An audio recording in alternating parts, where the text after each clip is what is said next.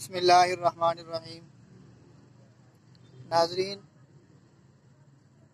اس وقت لال مسجد اور جامعہ سیدہ حفصہ کے محاصرے کو تقریباً 2 سال کا عرصہ مکمل ہونے کو ہے، اور لال مسجد کا جب نام آتا ہے تو لال مسجد کا تحریکوں میں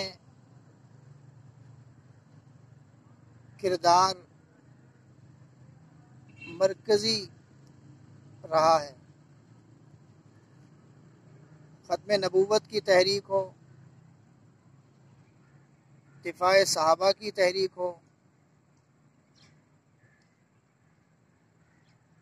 اسی طرح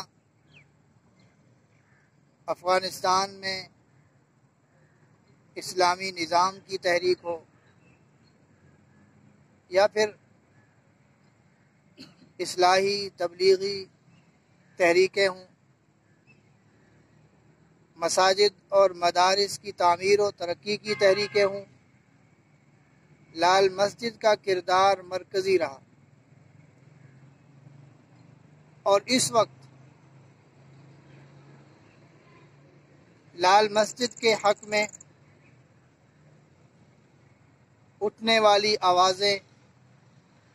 آپ کو بہت کم نظر آئیں گی۔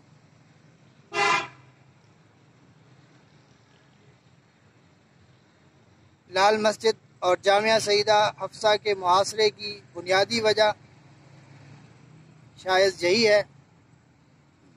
کہ حضرت مولانا عبدالعزیز غازی حافظہ اللہ نے جب تمام تحریکوں کا جائزہ لیا تو اس نتیجے پر پہنچے کہ ناموس رسالت کا دفاع اگر ممکن ہے تو وہ قرآن و سنہ کے نفاذ میں ہے،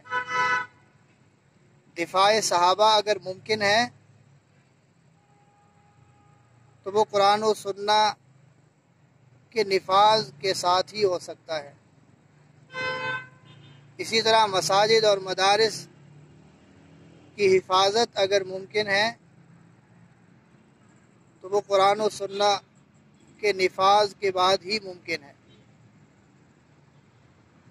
یہی وجہ ہے کہ لال مسجد اور جامعہ سیدہ حفصہ محاصرے کا شکار ہے، جس کی وجہ سے لال مسجد اور جامعہ سیدہ حفصہ میں بعض دفعہ فاقوں تک نوبت آتی ہے کہ طلباء، طالبات، اساتذہ اور عملہ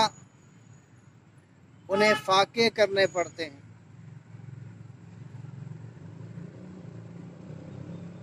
اس کی بنیادی وجہ قرآن و سنہ کا نفاذ ہے، نفاذ شریعت ہے،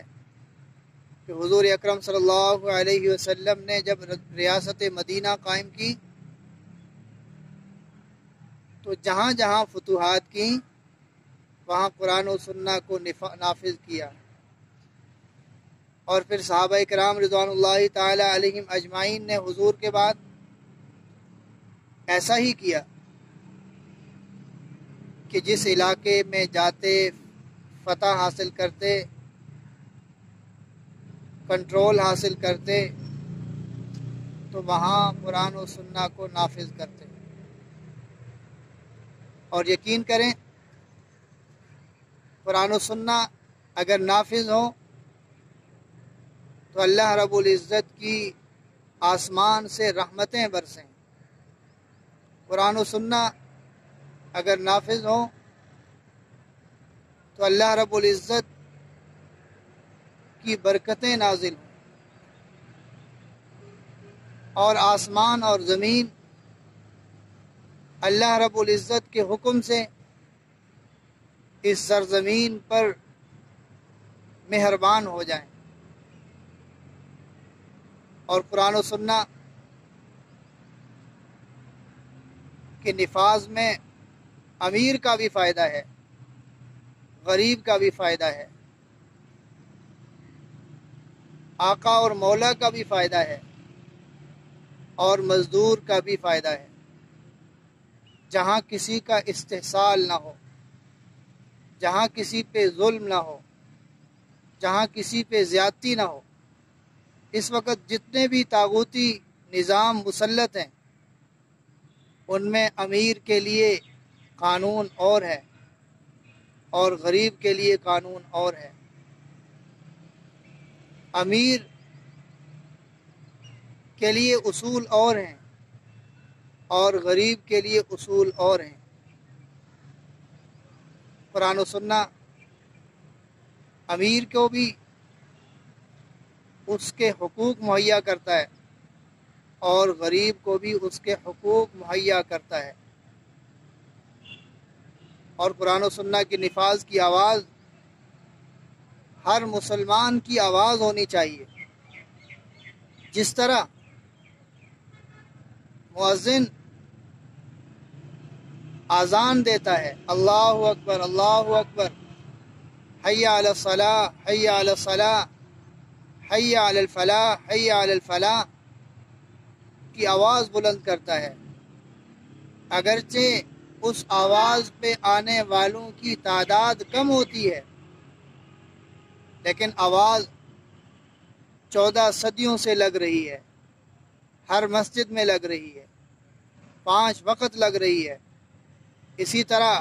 قرآن و سنہ کے نفاذ اور نفاذ شریعت کی جو آواز ہے یہ بھی بہت ضروری ہے، ہر جگہ سے اٹھنی چاہیے اور ہر مسلمان کی زبان پہ ہو کہ ہم اگر جس نظام کے تحت رہ سکتے ہیں تو وہ قرآن و سنہ کا نظام ہے، وہ نفاذ شریعت ہے، وہ شریعت محمدی کا نفاذ ہے، جس کے نافذ ہونے پر اللہ اور اللہ کے رسول کی رضا اور خوشنودی بھی ہے۔ امت مسلمہ سے درخواست ہے کہ وہ نفاذ شریعت کی بات کریں اور نفاذ شریعت کے لیے آواز بلند